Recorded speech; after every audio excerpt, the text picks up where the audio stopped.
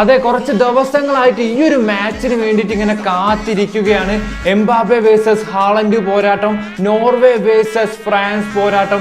ആ ഒരു ഗ്രൂപ്പിൽ ഏറ്റവും ആവേശം നൽകുന്ന ആ ഒരു മാച്ച് ഇതായിരിക്കും. നമ്മൾ ബാറ്റ്മാൻ വേഴ്സസ് സൂപ്പർമാൻ എന്നൊക്കെ പറയുന്ന പോലെ എംബാപ്പയും ഹാളൻഡും ആ ഒരു ഗ്രൂപ്പിലെ അവസാന മാച്ചിന് നേർക്കുനേർ വരാൻ പോവുകയാണ്. ആൻഡ് ഈ ഒരു മാച്ചിന് ഒരുപാട് പ്രത്യേകതകളുണ്ട്. രണ്ടും ഇപ്പം തിളങ്ങി നിൽക്കുന്ന അവരുടെ പ്രൈം ടൈമിൽ നിൽക്കുന്ന പ്ലേയേഴ്സ് ആണ്.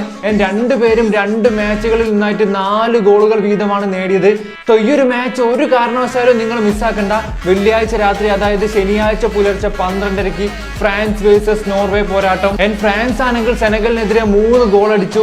ഇറാഖിനെതിരെ 4 ഗോൾ അടിച്ചു. നോർവേയും സെനഗലിനെതിരെ 3 ഗോള്, ഇറാഖിനെതിരെ 4 ഗോള്. സോ അതേ ടീമുകൾ നേർക്കുനേർ വരുമ്പോൾ, അതും ഇപ്പോഴത്തെ ഫുട്ബോളിലെ ഏറ്റവും ബെസ്റ്റ് ആയിട്ടുള്ള 2 ഫോർവേഡ്സ് നേർക്കുനേർ വരുമ്പോൾ ഈ ഒരു മാച്ച് വേൾഡ് കപ്പിൽ തീ പാറുമെന്നുള്ള കാര്യം ഉറപ്പാണ്.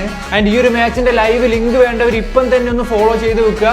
നമ്മൾ സ്റ്റോറിയിലൂടെ ലിങ്ക് അപ്ഡേറ്റ് ചെയ്യുന്നതായിരിക്കും. ആരായിരിക്കും ആ ഒരു മാച്ചിൽ വിജയിക്കാൻ പോകുന്നത്?